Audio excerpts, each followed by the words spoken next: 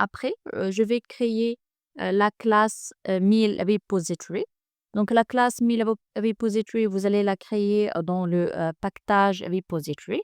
Et donc, c'est une classe qui va nous permettre d'accéder à la base de données pour récupérer et la liste des repas, aussi bien que les ingrédients qui les composent. Donc, pour cela, bien sûr, pour récupérer les repas, vous allez les récupérer dans une liste. Donc, une liste est plus spécifiquement d'objets de type meal. Le nom de la fonction, c'est get all meals pour dire récupérer tous les repas. Bien sûr, cette fonction ne prend pas d'argument. Et bien sûr, maintenant, on va se connecter à la base de données. Pour se connecter à la base de données, donc vous allez faire appel à la classe dbUtile que vous avez créée. Donc, on crée une liste de repas pour la remplir depuis les repas disponibles dans la base de données. Donc, on va instancier, donc on va créer une liste plus spécifiquement de type ArrayList. Donc, on met un point virgule et on revient à la ligne et on vient par la suite pour remplir cette liste avec des repas. Donc, on déclare la requête SQL, donc meal query. Même le nom de variable, il faut penser à le mettre comme représentatif. Comme ça, si quelqu'un va par la suite modifier votre code, il va pouvoir rapidement le faire. Donc, select étoile from meals. Il n'y a rien de spécial par rapport à la requête. On fait de même pour une requête d'ingrédients. On l'appelle ingredients query.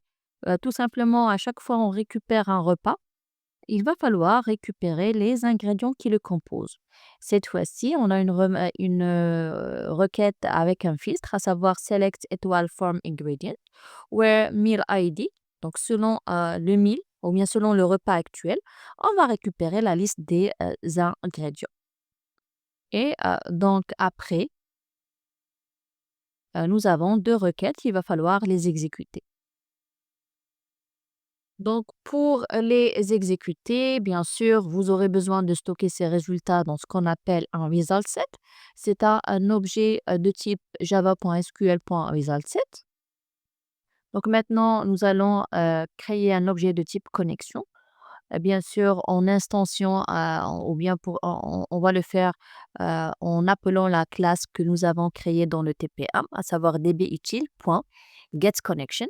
Donc, si vous vous rappelez, dbUtile, c'est une classe contenant une méthode statique appelée getConnection. C'est pour ça qu'on a directement utilisé le nom de la classe point le nom de la méthode.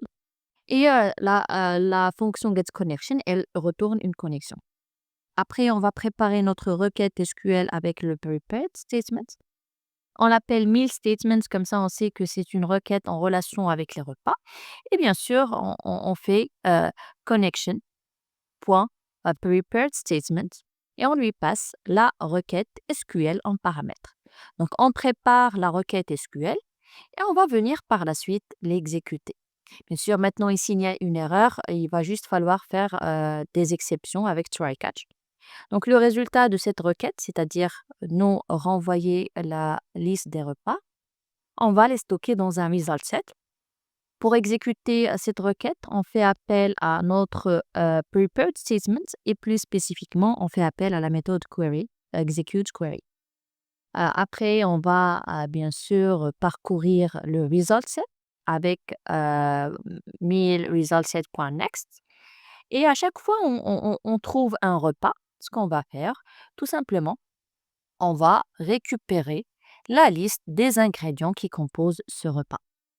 Et donc, ce que nous allons faire, tout le contenu, on va le mettre, comme j'ai dit, entre try et catch. Comme ça, on va prendre en considération les exceptions. Donc, tout le contenu, on va le mettre entre try et catch. Et on va par la suite venir pour récupérer l'idée en fait du repas. Parce que grâce à l'idée du repas, on peut lancer la deuxième requête pour récupérer la liste des ingrédients. Donc, pour récupérer quelque chose depuis une requête que nous avons exécutée, donc soit vous allez le récupérer avec le nom, à savoir ID. et le nom de la colonne dans la base de données, c'est ID. Ou bien, vous mentionnez juste l'indice, c'est-à-dire la première colonne pour dire 0, la 1 pour dire la deuxième colonne, etc. Donc après, on va par la suite récupérer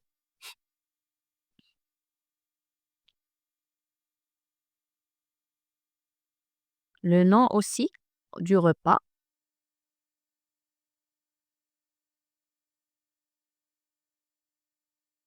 Et par la suite, on va exécuter la requête qui nous permet de récupérer les ingrédients. Pour cela, nous allons déclarer une liste des ingrédients.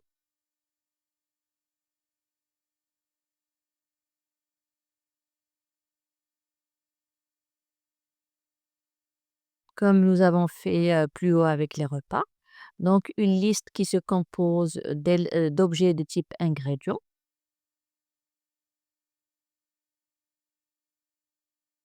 Et bien sûr, par la suite,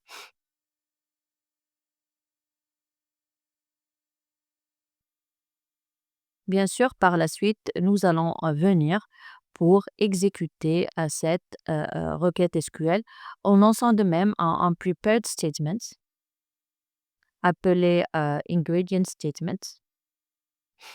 De même, connection.prepare statement, c'est-à-dire on va préparer la requête SQL, puis par la suite, on va venir pour les exécuter.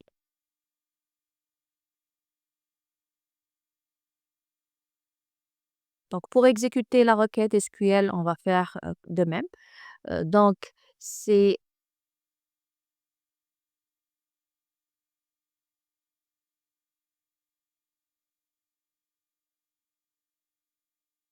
ingredient statement que nous avons déclaré plus haut. On va dire que en fait, on cherche les ingrédients dont en fait l'idée est mentionnée. C'est-à-dire, on va remplacer le point d'interrogation dans la requête avec la méthode setInt ou bien la fonction setInt. On va lui dire, dans ce paramètre, vous allez mettre meal ID. Donc, de cette façon, on aura select étoile from ingredient, where meal ID égale la valeur. Ça peut être 1, ça peut être 2, ça peut être 3, selon le repas qu'on est en train de parcourir. Après, de même, on va mettre result set ingredient result set et on va exécuter avec execute query, point virgule. Après, on va de même parcourir en fait la liste renvoyée par ingredient statement, donc ing ou bien ingredient.resultSet.next. Et à chaque fois on trouve un ingrédient, on va tout simplement l'ajouter à la liste des ingrédients du repas. Plus spécifiquement, tout d'abord, on va instancier la classe ingredient. Comme ça, on, en fait, on crée un nouvel objet, donc voilà, new ingredient. C'est-à-dire, une fois on trouve une ligne sur la base de données, on va créer un nouveau objet de type ingredient. On va le remplir avec les données, à savoir donc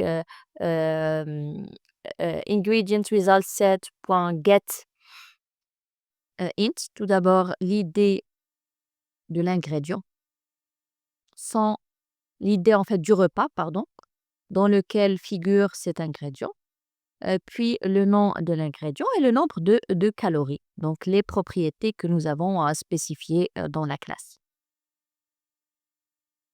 Donc, on récupère l'idée du repas, le nom de l'ingrédient et par la suite, on récupère le nombre de calories. Et on fait point, donc on termine. Donc, de cette façon, on a instancié la classe ingredients, on a créé un nouvel objet, on a ajouté à la liste ingredients qu'on a déclaré plus haut. Après, vous pouvez réorganiser le code de façon à le rendre plus facile à lire.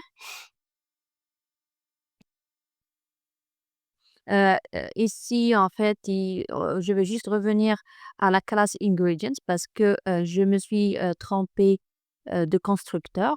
En fait, le constructeur, il doit contenir 3 champs plutôt que 2. Donc, j'aurais peut-être commis une erreur lors de l'insertion du constructeur par défaut. Donc, j'ai ajouté ici un constructeur avec les 3 paramètres ou bien vous modifiez l'ancien, constructeur pour avoir les 3 paramètres.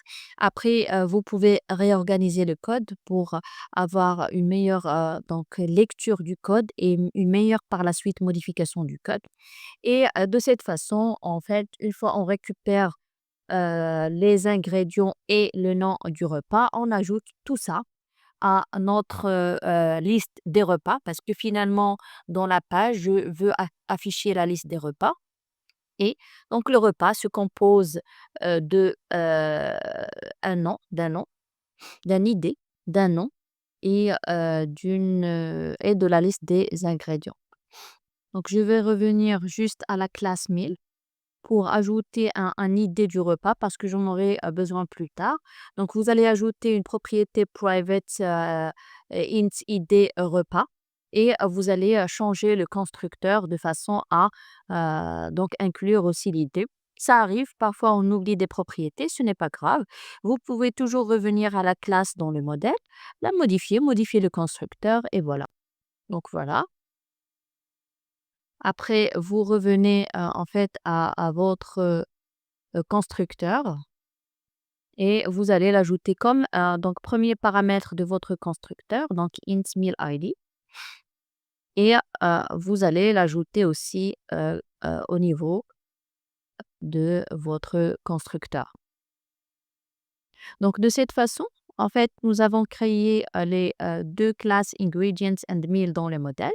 Aussi, nous avons créé, la classe meal service pour récupérer la liste des repas et leurs composants. Bien sûr, n'oubliez surtout pas à changer le retour de votre fonction meals de façon à avoir return meals au lieu de return null.